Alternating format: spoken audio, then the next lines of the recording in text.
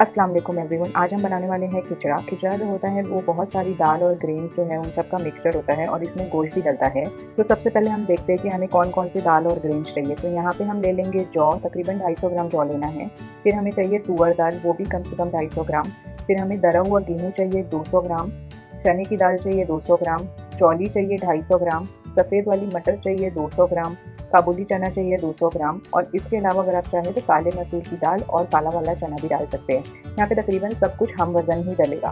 अब खिचड़े का जो प्रोसेस है वो हमें कम से कम 1 रात पहले या फिर 10-12 घंटे पहले शुरू करना है, क्योंकि हमें इन सारी चीज़ों को कम से कम 10 घंटे या रात भर भिगा के रखना है। तो अब हम एक पतीला ले लेंगे, उसमें हम डालेंगे सारी दाल, चने की दाल, तुअर की दाल और फिर हम डालेंगे चौली, सफ़ेद मटर, काबुली चना, ये सब कुछ डाल देंगे। सिर्फ जौ नहीं डालेंगे इसमें और दरा हुआ गेहूँ नहीं डालेंगे। इन सब चीज़ों को मिला के हमें अच्छे से धो लेना है और रात भर पानी डाल के भिगा के रख देना है।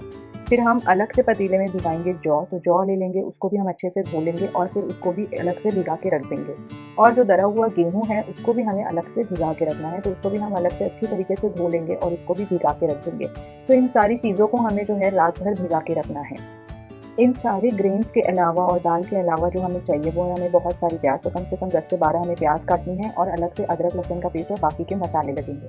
अब जब हमें खिचड़ा पकाना है तो सबसे पहले हमें दाल को बॉईल करना है। तो यहाँ पे जैसे हमने अलग अलग भिगाया था वैसे ही हम अलग अलग बॉईल करेंगे। तो यहाँ पे एक बड़ा कुकर लेंगे और उसमें डाल देंगे सारी दाल और चना और चौली वाला जो मिक्सचर है जो भिगाया था हमने उसको डालेंगे। उसमें डाल देंगे हम तेल, यहाँ पे कम से कम 2 बड़े चम्मच या 50 ml तेल डालना है। फिर हमें अदरक और लहसुन का पेस्ट डालना है, तो 2 बड़ा चम्मच भर के हमें अदरक का पेस्ट और 2 चम्मच भर के लहसुन का पेस्ट डालना है।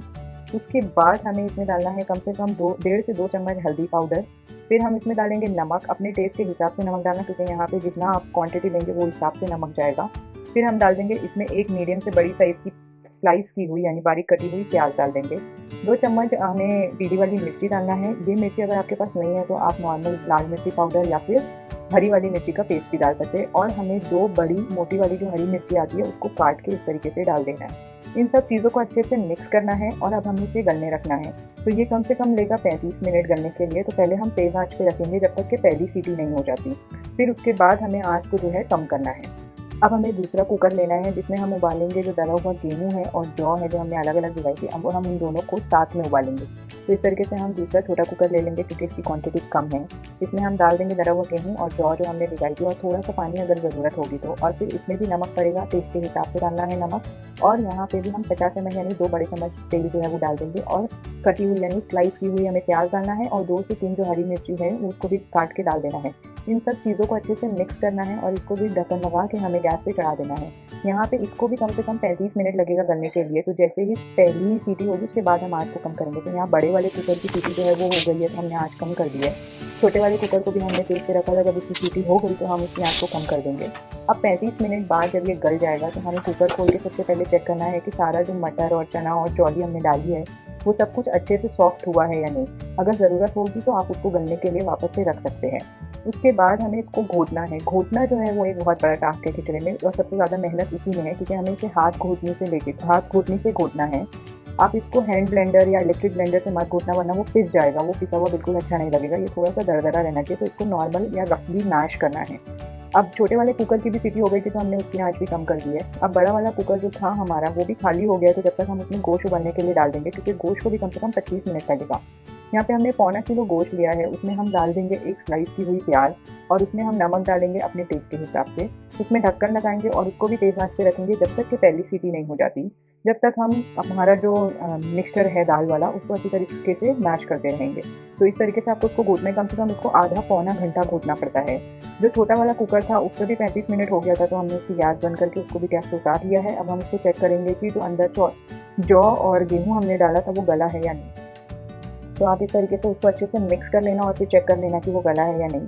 अगर वो गल गया है तो फिर हमें इसको भी अच्छे से मैश करना है, यानी कि घोटना है। तो यहाँ पे भी हम घोटने का इस्तेमाल करेंगे और हाथ से उसको रफली घोट लेंगे। उसके बाद इसको हमें दाल और चने वाला जो मिक्सचर है बड़े पतीले में, इसमें हमें इसको डाल देना है और सब कुछ अच्छे से मिक्स करके उसको वापस से घोटना है।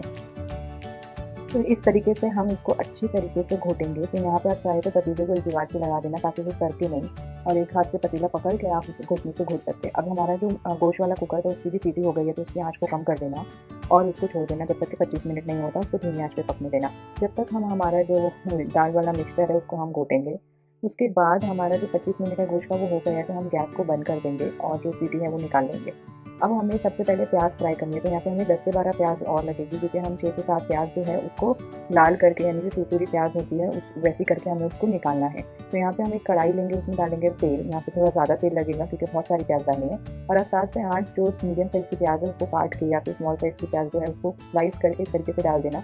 थोड़ा-सा हमें उसमें नमक डालना है ताकि वो अच्छी तरीके से क्रिस्पी हो जाए, और उसको फिर हमें गोल्डन ब्राउन होने तक, यानी कि डार्क ब्राउन नहीं हो जाती तब तक कि हमें उसे चलाते रहना है। यहाँ पे उसको बहुत ज़्यादा काली नहीं कर देना, यहाँ पे अच्छा उसका ब्राउनिश कलर आना चाहिए।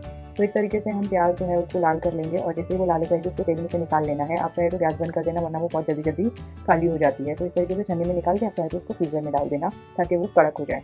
अब उसी कढ़ाई में, या फिर आप दूसरा पैन ले लेना जिसमें हमें गोश्त जो है उसको भूनना है। तो हम सबसे पहले डालेंगे उसमें तेल, और उसमें डाल देंगे प्याज। जब तक प्याज लाल हो रही है मैं बताती हूँ हमें क्या क्या मसाला डालना है। तो यहाँ पे हमें चाहिए 2 चम्मच लाल मिर्ची पाउडर, फिर हमें चाहिए आधा चम्मच गरम मसाला पाउडर, और फिर ज़ीरा पाउडर 2 चम्मच भर के लेना है। धनिया पाउडर भी 2 चम्मच भर के लेना है। 1 चम्मच हमें हल्दी पाउडर चाहिए। उसके बाद हमें धनिया के पत्ते चाहिए, थोड़े ज़्यादा अच्छे धनिया के पत्ते ले लेना है और उसको रफली चॉप कर देना है। अब उसके बाद यहाँ पे हम जो हमारा पल्सेस वाला मिक्सचर था, जो हमने दाल और गेहूँ वगैरह मिलाया था, उसको हम गैस पे चढ़ा देंगे पतीले को, और उसमें थोड़ा-सा पानी डाल देंगे आधे लीटर के अराउंड, और उसको अच्छी तरीके से चलाना है और तेज़ आँच पे बॉयल होने देना है। तो एक गैस पे जो हमारी कढ़ाई में प्याज़ डाल रही है, और जो दूसरी गैस है उस पे हमने ये खिचड़ी का मिक्सचर चढ़ाया हुआ है, जिसको हम चलाएँगे, क्योंकि तेज़ आँच पे है तो बहुत जल्दी वो नीचे बैठने लगेगा। तो दोनों चीज़ पे ध्यान देना है।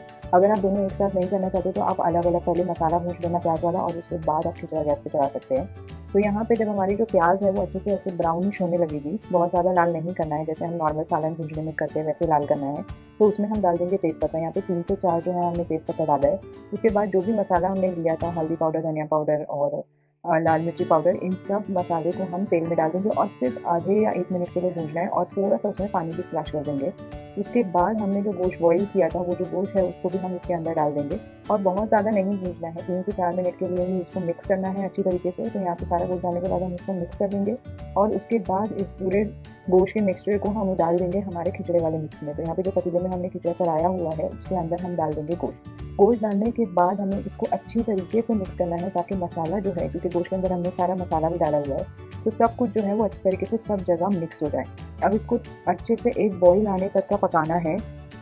जब इसमें अच्छे से एक बॉईल आ जाए, यानी कि खौलने लगेगा, तो इसमें हम डाल देंगे कोतमीर। तो यहाँ पे अच्छे से बहुत सारी कोतमीर डालना है, यानी बहुत सारे धनिया के पत्ते डालना है, और उसको अच्छी तरीके से मिक्स कर देना है। यहाँ पे धनिया के पत्ते डालने के बाद हम उसको मिक्स करेंगे, और फिर जो गैस है उसको बंद कर देंगे। तो यहाँ पे जो खिचड़ा हमारा है वो तैयार हो गया है। आप इसको गरम-गरम सर्व कर सकते हैं। मैं इसलिए डब्बे में निकाल रही हूँ क्योंकि मुझे इसे कहीं देना है। तो आप इसे किसी भी बोल या पतीली में निकाल के उसको गार्निश करेंगे, जो हमने प्याज लाल की थी उससे, और जो कोतमीर है यानी धनिया के पत्ते हैं उसको ऊपर से डाल के आप इसको गरम-गरम एंजॉय करें। आप इस रेसिपी को ज़रूर ट्राई करें और कमेंट सेक्शन में बताएं कि आपको कैसी लगी। Thank you very much for watching.